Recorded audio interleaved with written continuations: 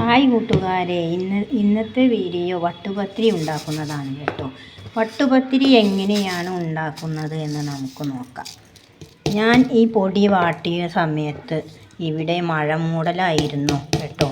അത് കാരണം എനിക്ക് വീഡിയോ എടുക്കാൻ പറ്റിയില്ല. ഞാൻ വിറകടുപ്പിലാണ് എല്ലാം ചെയ്യുന്നത്.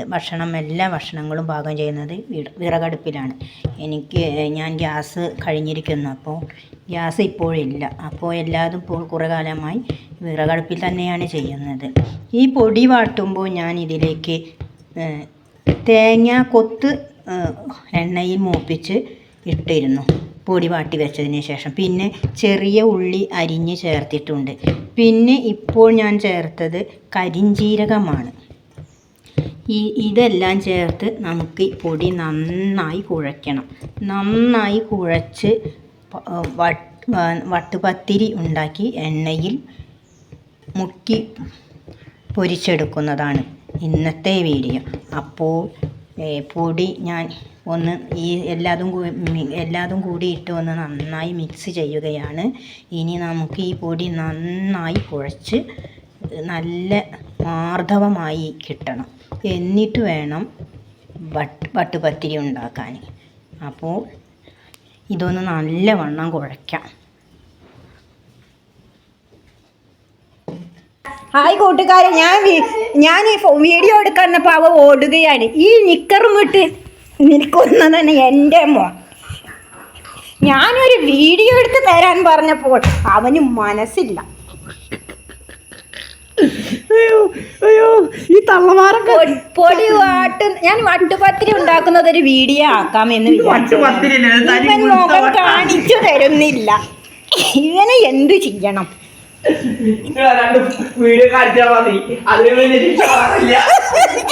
മുഖം കാണിക്കുന്നില്ല. ഇത് അവൻ ബെഡിൽ വന്ന് കിടന്നു കേട്ടോ. അപ്പോൾ ഇതാണ് നമ്മുടെ വട്ടുപത്തിരി. ഇതിൽ കരിഞ്ജീരകം ചേർത്തിട്ടുണ്ട്, ചെറിയ ഉള്ളിയുണ്ട്, തേങ്ങാക്കൊത്ത് മൂപ്പിച്ചിട്ടിട്ടുണ്ട്. പൊടി നല്ല തിളച്ച വെള്ളത്തിൽ വാട്ടി തേങ്ങാക്കൊത്തും ചെറിയ ഉള്ളിയും കരിഞ്ജീരകവും ഇട്ട് നന്നായി പൊടി നല്ല മാർദ്ദവത്തോടെ കുഴയ്ക്കും. എന്നിട്ട് ഇങ്ങനെ ചെറിയ വട്ടുകളായി പത്തിരി ഉണ്ടാക്കുക. എണ്ണയിൽ പൊരിച്ചെടുത്താൽ നമ്മളുടെ വട്ടുപത്തിരി റെഡിയായി. പിന്നെ അതിലേക്ക് വേണമെങ്കിൽ നമുക്ക് വെളുത്തുള്ളിയും വലിയ ഉള്ളിയും ചെറിയ ഉള്ളിയും ചതച്ച് തക്കാളിയും കൂട്ടി ലേശം പുളിയും ആക്കി ഒരു വറവിലൊരു ചമ്മന്തി കൂടി ഉണ്ടാക്കുക. അപ്പോൾ നല്ല ടേസ്റ്റാണ് കേട്ടോ. പിന്നെ ഈ വട്ടുപത്തിരി ചിലർ വട്ടുപത്തിരി ഉണ്ടാക്കുമ്പോൾ കോഴിമുട്ടയുടെ വെള്ള കൂട്ടും. അത് പത്തിരി നല്ല പൊള്ളയ്ക്കാൻ വേണ്ടിയാണ്. പക്ഷെ അത് ഒറ്റ ദിവസം മാത്രമേ നമുക്ക് ഉപയോഗിക്കാൻ പറ്റുള്ളൂ. ഇങ്ങനെ ആയിക്കഴിഞ്ഞാൽ 2 ദിവസം ഒന്നും ഇരുന്നാലും പത്തിരിക്ക് ഒരു കുഴപ്പവുമില്ല. അപ്പോൾ നമ്മുടെ എണ്ണ നല്ല ചൂടായിട്ടുണ്ട്. വട്ടുപത്തിരി ഇതാ എണ്ണയിലേക്ക് ഇട്ട് കഴിഞ്ഞു. അതൊന്ന് നല്ല മൂത്ത് വരട്ടെ. ഇത് ഈ വട്ടുപത്തിരി ഉണ്ടാക്കൽ കഴിഞ്ഞിട്ട് വേണം ചമ്മന്തി ഉണ്ടാക്കാൻ. ഞാൻ ഈ പൊടി വാട്ടി വെച്ചപ്പോൾ മീൻകാരൻ വന്നു. അപ്പം മീൻ വാങ്ങാൻ പോയി. പിന്നെ ഉണങ്ങാനുള്ളതൊക്കെ അഴയിലിടാനുണ്ടായിരുന്നു, അതിനൊക്കെ പോയി. അപ്പോൾ നേരം ഇതാ നല്ല വൈകിയിരിക്കുന്നു കേട്ടോ. ഇനി ചോറും പണിയും കൂട്ടാൻ പണിയും ഒക്കെ ചെയ്യണം. എല്ലാം വിറകടുപ്പുമേലാണ്. പല്ലുവേദന കാരണം ശരിക്ക് സംസാരിക്കാൻ പോലും ഒന്നും വയ്യ. ഞാൻ പിന്നെ ഈ വീഡിയോ എടുക്കേണ്ട ആവശ്യത്തിന് കുറച്ചൊക്കെ ഒന്ന് സംസാരിക്കുകയാണ്.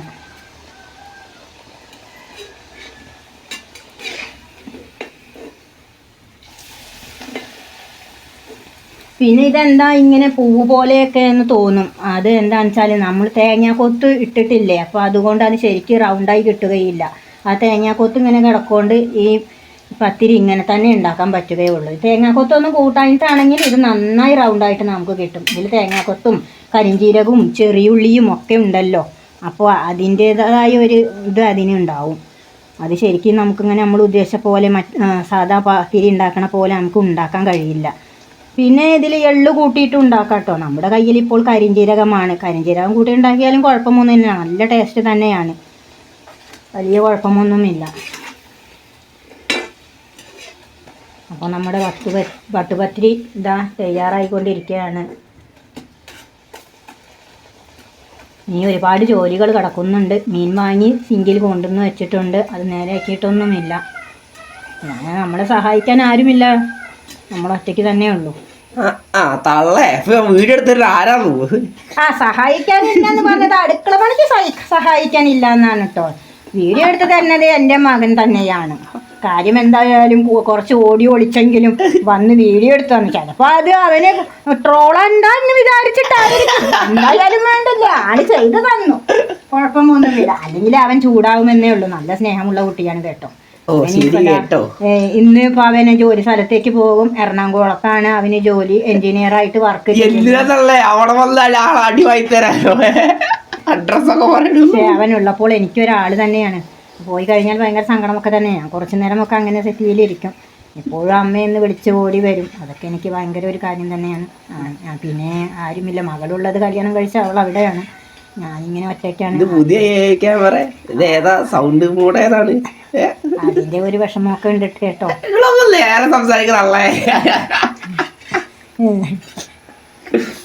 എന്നാ ഞാൻ അങ്ങോട്ട് പോവുകയാണ് കേട്ടോ. ബാക്കി നിങ്ങൾ ഇരുന്ന് കണ്ടോ കേട്ടോ. അപ്പൊ ശരി കേട്ടോ, എന്നാ വരട്ടെ കേട്ടോ. ഏതായാലും ഇനി അമ്മ ചമ്മന്തി ഉണ്ടാക്കുകയാണ് കേട്ടോ. ഒരു നുള്ളു കടുകിടുക. അത് പൊട്ടിക്കഴിഞ്ഞാൽ നമുക്ക് ഗൈസ് ആകെ കിട്ടുന്നത് ഞായറാഴ്ചയാണ്. തള്ള എന്നെ ഒന്നുമില്ല. എന്താ മോളെ? കടുക് ഇടുക. എന്നിട്ട് പിന്നെ നമ്മൾ പൊടിച്ച് വെച്ചിട്ടുള്ള ചതച്ച് വെച്ചിട്ടുള്ള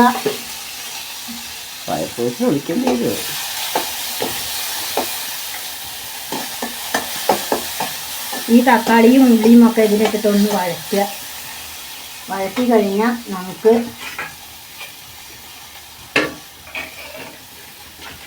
മുളക് പൊടി ചേർക്കാം. അത് കഴിഞ്ഞ് നമ്മളിവിടെ പുളി റെഡിയാക്കി വെച്ചിട്ടുണ്ടായിരുന്നു.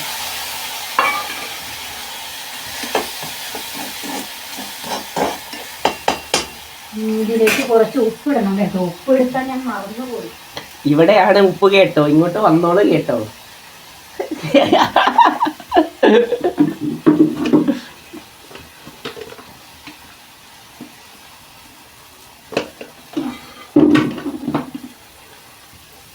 ഇനി ഒരു സ്വല്പം വെള്ളം ചേർക്കണം, ഇല്ലെങ്കിൽ അത് ജ്യൂസായിരിക്കില്ല. അവിടെ എന്ന് പറഞ്ഞാ ഇവിടെ പറഞ്ഞ കേക്കില്ല കേട്ടോ, ഇവിടെ വന്ന് പറയണം കേട്ടോ. അപ്പോൾ നമ്മുടെ ചമ്മന്തിയും ഹിറ്റായിട്ടോ. അപ്പൊ നമ്മുടെ ചമ്മന്തി ഇവിടെ റെഡി ആയിട്ടുണ്ട്.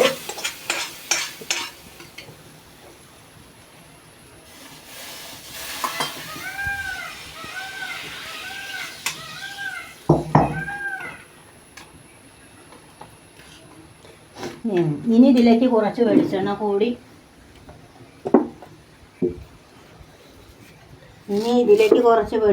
കൂടി ഒഴിച്ചാൽ ചമ്മന്തി അടിപൊളിയായി.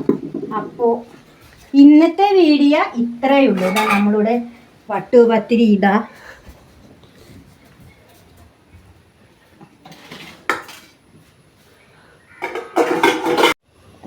ഈ പത്തിരിയിൽ കുറച്ച് ഞാൻ നല്ലോണം മൂപ്പിച്ചിട്ടുണ്ട്. കാരണം കുറച്ചാണ് പരത്തിയത്.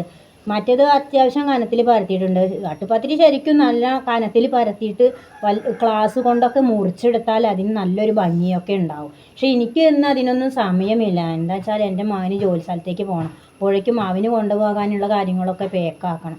അപ്പോൾ പിന്നെ എനിക്ക് നേരമില്ലാത്തത് കൊണ്ടാണ് ഇങ്ങനെ ഞാൻ പെട്ടെന്ന് ചെയ്തെടുത്തത്. കയ്യിൽ വെച്ചിട്ട് തന്നെ പരത്തിയിട്ട് അങ്ങനെ ഉണ്ടാക്കുകയാണ് ചെയ്തിരിക്കുന്നത്. അപ്പോൾ ശരി.